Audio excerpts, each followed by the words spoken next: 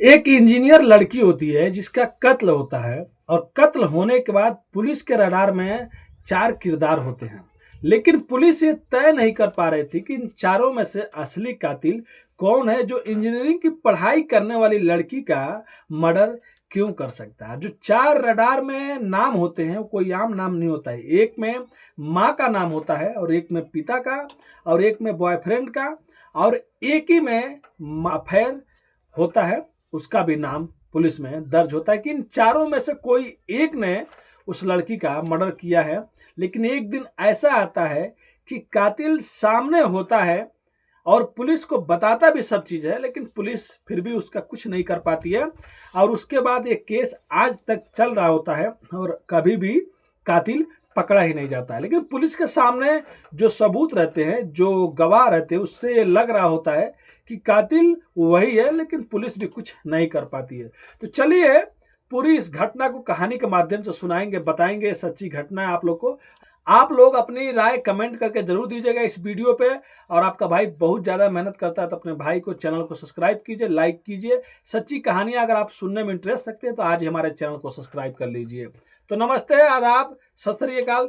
आज की जो सच्ची घटना मैं आप लोग को सुनाने और बताने जा रहा हूं, ये घटना मुंबई 2007 से शुरू होती है। कहानी 2007 की स्नेहल गंवारे की है, जो इंजीनियरिंग की पढ़ाई कर रही होती है अंधेरी में और कॉलेज का नाम वल्लभ भाई पटेल रहता है। इंजीनियरिंग की पढ़ाई कर रही होती है, सेकेंड ईयर की छात्र होती है। और जो पिता होते हैं, पिता का नाम हिंदू राव गंवारे होता है और माता का नाम कल्पना गंवारे और एक बहन होती है जिनका नाम शीतल होता है, जो लंदन में पढ़ाई किया करते थे। पिता जो रहते हैं बैंक में काम किया करते थे और माँ जो रहती है वो टीचर रहती हैं। हमेशा एक ही रूटीन रहता है इन लोगों का कि सुबह जो रहता है सबसे पहले जो स्नेहल होती है वो कॉलेज चली जाती है, फिर उसके बाद माँ चली जाती है, फिर उसके बाद पिता चले जाते हैं। लेकिन लास्ट में सबसे बाद पिता आते हैं 7 बजे, उससे पहले 5 बजे 4:30 बजे माँ आती है और सबसे पहले स्नेहल 3:30 या 4 बजे कॉलेज से वापस आ जाती थी। यही रूटीन रहता है हमेशा की। बात 19 जुलाई 2007 की सुबह सुबह की है, जब सब लोग ऐसे ही चले जाते हैं अपने अपने जो पढ़ाई करने, और माँ पढ़ाने चली जाती हैं और पिता बैंक में चले जाते हैं।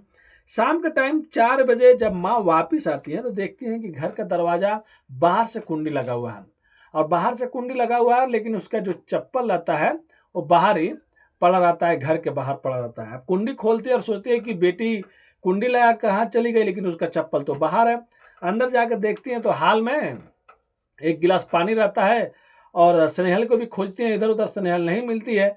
तब वो कहती है कि कहीं ना कहीं बेटी चली गई होगी, चाहे किसी से मिलने, लेकिन चप्पल बाहर रहता है और कुंडी बाहर से बंद रहता है, तो ऐसे स्नेहल कहीं जाती नहीं है। अब 4 से 5 बज जाता है, 5 से 6 बज जाता है। अब 7 बजने को टाइम आ गया रहता है। तभी जो पिता रहते हैं हिंदू राव गंवारे, वो घर में आते हैं और आने के बाद स्नेहल की माँ जो रहती है कल्पना, वो कहती है कि हमारी बेटी तो मिल नहीं रही है और उस टाइम में आई थी, ऐसे ऐसे घर में देखी और कहाँ चली गई। उसके बाद पिता जो रहते हैं जाके आस पड़ोस में पूछते हैं, रिश्तेदारों से कुछ पूछते हैं, वहाँ पे तो बेटी नहीं गई है। कोई कहता है कि हमें कुछ मालूम नहीं है। रात को 10 बज जाता है। अब रात को 10 बजने के बाद जो पिता होते हैं और कुछ लोग उनके पड़ोसी होते हैं और माँ के भी जो टीचर लाइन में, तो लोग भी घर पे आ गए रहते हैं क्योंकि बेटी गायब है। जाके ये लोग पुलिस स्टेशन में, डोंगी पुलिस स्टेशन में एक रिपोर्ट लिखवाते हैं कि इनकी बेटी गुम हो गई है आज ही से, और पुलिस स्टेशन में रिपोर्ट लिखा जाता है। और उसके बाद एक घर में ही बैठी रहती हैं। बैठने के बाद पूरी रात ये लोग इंतजार करते हैं टेंशन के मारे, और भी कुछ कलीग आ गए रहते हैं कंपनी से और बैंक से भी। और जो पिता होते हैं ये हाल में बैठे होते हैं जहाँ पे पानी का गिलास मिला था, और माँ जो बेडरूम में रहती है अपने कुछ दोस्त लोग के साथ में। अब रात पूरा बीत जाती है, सुबह सुबह का टाइम आ जाता है। सुबह 5 बजे की बात रहता है जब माँ चीखने और चिल्लाने लगती है रूम से। तुरंत जो पिता नीचे बैठे रहते हैं और जो उनके दोस्त लोग रहते हैं दौड़ते हुए रूम में जाते हैं, कहते हैं क्या हुआ। माँ धीरे से इशारा करती है, एक बेड रहता है, उसी बेड के ऊपर ये माँ लोग बैठी रहती हैं। जब बेड को धीरे से खसकाते हैं, देखते हैं तो बेटी स्नेहल उसी के अंदर पड़ी रहती है। हाथ पीछे की तरफ बांधा हुआ रहता है और मुंह में कपड़ा ठूसा गया रहता है। तुरंत बेटी को निकालते हैं पिता और उठाने के बाद तुरंत नज़दीकी हॉस्पिटल लेके जाते हैं। लेकिन नज़दीकी हॉस्पिटल जाने के बाद डॉक्टर लोग कहते हैं इनकी तो मौत हो चुकी है। अब उसके बाद पुलिस को भी खबर दिया जाता है। जिस पुलिस स्टेशन में गुमशुदगी का रिपोर्ट लिखवाया गया रहता है, अब वो केस को चेंज कर दिया जाता है, अब मर्डर केस में हो जाता है। क्योंकि आप भी देख सकते हैं पीछे हाथ बंधा हुआ है, मुंह में कपड़ा ठूसा गया है, तो कोई अपने आप तो कर नहीं सकता। हो सकता है कि और हो ना हो कहीं ना कहीं मर्डर ही रहता है और उसको उसके बेड के अंदर ही डाल दिया गया रहता। मतलब जिस बेटी को घर वाले पूरे पुलिस स्टेशन में और इधर उधर खोज रहे थे, वो घर के अंदर बेड में पड़ी हुई थी। अब पुलिस सबसे पूछताछ करना चालू कर देती है, घर के लोगों से, आस पड़ोस के लोगों से, कॉलेज से कब आई स्नेहल, कहाँ जाती थी, सब चीज़ बताते हैं। लेकिन इधर पोस्टमार्टम का रिपोर्ट आ जाता है। पोस्टमार्टम की रिपोर्ट में साफ साफ लिखा रहता है कि जो स्नेहल लगती है इसका दम घुटने से मौत हुआ है, यानी कि ये कत्ल ही है। अब उसके बाद पुलिस माँ से पूछती है कि ये बताइए स्नेहल का किसी से कोई मतलब दोस्ती वोस्ती किसी कॉलेज के आदमी से या कुछ भी।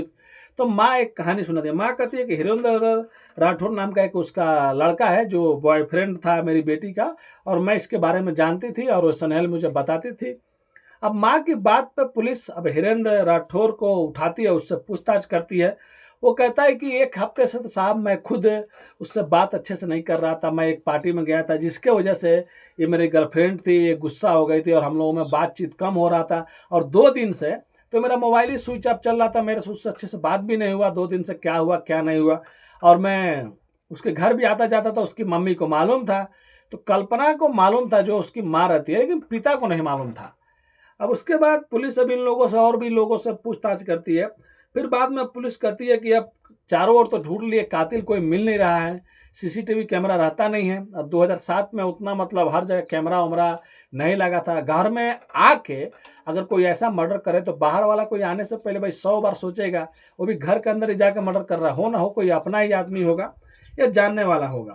अब पुलिस घर का बैकग्राउंड, फैमिली वाले का बैकग्राउंड चेक करती है तो पता चलता है जो पत्नी होती है, पति में हमेशा झगड़ा हुआ करता था। जो कल्पना और हिंदू राव गंवारे में हमेशा झगड़ा हुआ करता था, क्योंकि उन्हीं का एक रिश्तेदार रहता है जिसपे पति का आरोप रहता है कि उसकी पत्नी का अफेयर उसके साथ में चलता है। इसके लिए हमेशा उससे झगड़ा हुआ करता था, जिसका नाम अनिल रहता है।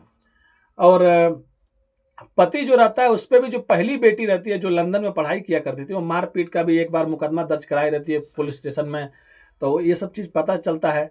उसके बाद अब पुलिस के सामने 2-3 थ्योरी रहती है कि कहीं ना कहीं पिता ही अपने बेटी का कत्ल कर दिया हो, क्योंकि अगर वो उसको मालूम था कि मेरी बेटी एक हिरेंद्र राठौर नाम के लड़के से बात करती है और मेरी बीवी भी दूसरे से बात करती है, मतलब शक था इसके लिए उसकी बीवी में उसमें झगड़ा हो रहा था, तो इसके वजह से गुस्से में उसने ऐसा कदम उठा लिया हो। और दूसरा थ्योरी ये रहता है कि माँ को कहीं ये चीज़ था कि मेरी बेटी मेरे बारे में जान गई है, अब वो पिता को बताएगी, या कुछ सोचा हो या कुछ सुना हो, तो इसके लिए माँ और उसका आशिक बॉयफ्रेंड अनिल इसने मिलकर मार दिया हो। तो 2-3 थ्योरी रहता है पुलिस के सामने। एक तो इसमें पत्नी आ गई और उसका बॉयफ्रेंड अनिल आ गया, और एक में पति आ गया, और तीसरा जो रहता है वो बॉयफ्रेंड रहता है। कि इसमें बातचीत नहीं हो रहा था, कहीं शादी का दबाव हो या प्यार मोहब्बत में अक्सर आप लोग देख रहे हैं कि कत्ल हो जा रहा हो। तो सब लोग पुलिस के रडार में थे। अब सब लोगों से पुलिस ने अच्छे से पूछताछ कर रहे थे, सब लोगों पे शक था। उसके बाद पुलिस ने पुलिस के जो अफसर रहते हैं, बड़े अफसर लोग कहते हैं कि सब लोगों का साइकोलॉजी टेस्ट कराया जाता है और पॉलीग्राफ टेस्ट भी कराया जाता है, जो झूठ पकड़ने की मशीन होती है। सब घर के जो माँ होती हैं, जो पिता होते हैं, जो उनका बॉयफ्रेंड होता है जिसको बोला जाता है, और जो बॉयफ्रेंड रहता है धीरेन्द्र, इन सबका पॉलीग्राफ होता है और साइकोलॉजी टेस्ट भी कराया जाता है। सब चीज़ होने के बाद जो पत्नी का बॉयफ्रेंड जिस पे झगड़ा हो रहा था, अनिल जिसका नाम था, उसको क्लीन चिट दे दिया जाता है कि इसका कहीं ना कहीं हाथ पे नहीं है, सब चीज़ मतलब नॉर्मल आता है, ये इसमें नहीं है। माँ का भी रोल उसमें नहीं आता, माँ को भी क्लीन चिट दे दिया जाता है।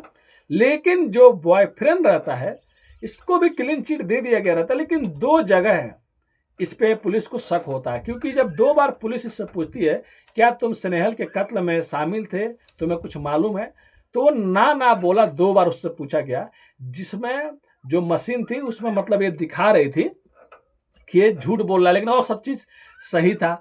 और पुलिस जाके जो हिरेंद्र रहता है उसके ऑफिस में भी पूछताछ करती है कि उस दिन तुम कहाँ थे, तो वो कहता है कि मैं सुबह से लेकर शाम तक तो अपने कंपनी में ऑफिस में काम कर रहा था, दफ्तर में, आप चाहे तो पूछ सकते हैं। जब पुलिस जाती है तो 3 लोग कहते हैं कि हाँ ये सुबह 9 बजे से लेकर शाम को 5-6 बजे तक यहाँ था, और मर्डर हुआ था 12 या 4 बजे के बीच में हुआ था, दोपहर के टाइम में।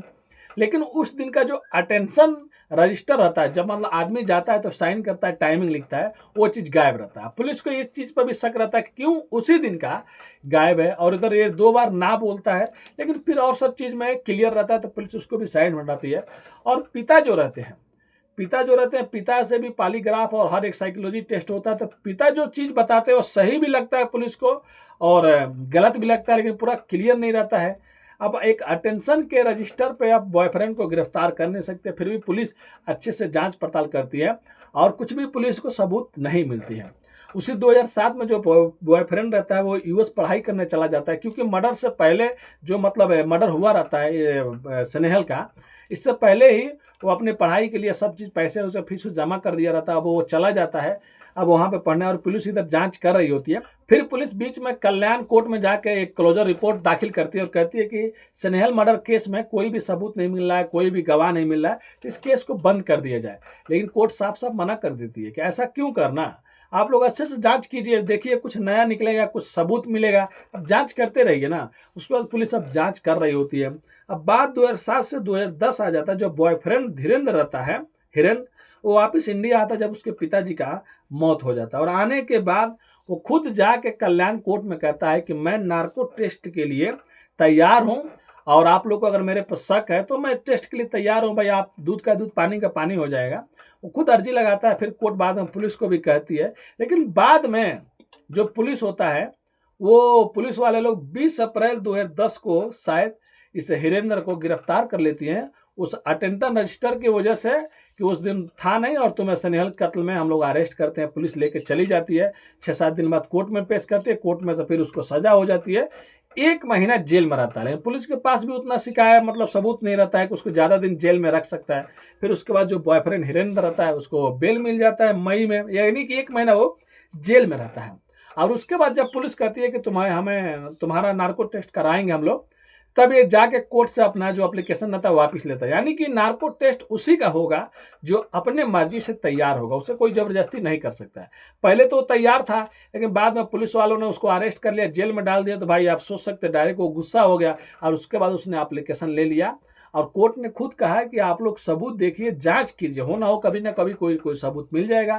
तो ये केस आज भी अनसुलझा है। सोच सकते 2007 से लेकर अभी 2025 चल रहा है और अभी भी ये केस अनसुलझा है। मैं भी दूसरों का ही कॉपी करता हूँ, अपने तरीके से बताता हूँ। एक क्राइम तक पे एक शम्स ताहिर साहब हैं जो बहुत अच्छी स्टोरी सुनाते हैं, क्राइम की सच्ची कहानियाँ सुनाते हैं, उन्हीं का वीडियो मैं भी देखता हूँ। और बहुत से ऐसी चीज़ें जो हमारे रियल लाइफ में आप लोग देख सकते हैं, दिल्ली बॉम्बे में उत्तर प्रदेश में होता है, तो वो सब भी मैं लिखता हूँ, सुनाता हूँ।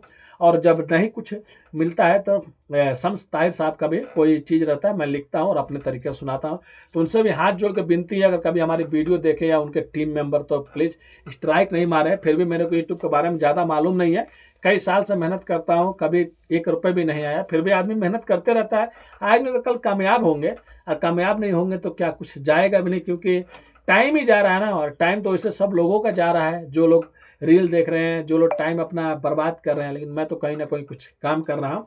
तो देखिए उस केस का अभी तक अनसुलझा है, और केस जब भी सुलझेगा तो मैं आप लोगों को कहानी जरूर बताऊंगा उसमें असली कातिल कौन था। लेकिन पुलिस के रडार पर 4 लोग अभी भी है, और देखिए केस कब सुलझेगा या नहीं सुलझेगा, या पुलिस वैसे जांच करती रहेगी। लेकिन फिलहाल उस केस को उठा के क्राइम ब्रांच को दे दिया जाता है कि अब क्राइम ब्रांच इसकी जांच करेगी। तो देखिए कब कितने साल और लगेंगे, क्या इस केस का मिस्ट्री सुलझ पाएगा, क्या वो केस का जो मेन कातिल है वो पकड़ा जाएगा। अगर पकड़ा जाएगा तो मैं आप लोगों की कहानी जरूर सुनाऊंगा। उससे पहले आप लोग से रिक्वेस्ट करता हूं, अगर आप भी हमारे चैनल पर नए हैं तो चैनल को सब्सक्राइब कर लीजिए, लाइक कर दीजिए, शेयर कर दीजिए। आपका भाई बहुत ज़्यादा मेहनत करता है, और अपनी राय कमेंट करके जरूर दीजिएगा ये कहानी में, और अपने भाई को प्लीज़ सपोर्ट कीजिएगा। मिलते हैं नेक्स्ट वीडियो में फिर से कुछ सच्ची कहानियों के साथ।